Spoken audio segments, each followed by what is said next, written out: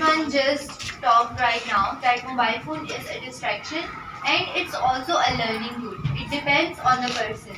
Pfizer said that ChatGPT is not a great tool because people are not using their own creativity but they are copying ChatGPT. But I would say that ChatGPT is also the good or bad. It depends on us. ChatGPT makes our life easier, but one thing I have noticed is if we depend too much on ChatGPT, it can lie to us. It's a robot.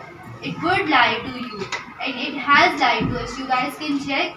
You guys can ask him wrong information which he would not find easily, and he would just straight out lie to you. So beware of using tools like ChatGPT. Always confirm your information with your own sincerity. You guys should be creative, that you should pick if ChatGPT is wrong to you. And also mobile phone is a great tool. It captures our memories. It makes us talk to our loved ones which we miss. Sometimes our family is not with us. Sometimes our brother, sister, they are outside of the country. Mobile phone is a great way of talking to them. We can see them, we can listen to their voice, we can also know what they are doing. Okay, so it depends on us if mobile phone is a distraction or a learning tool.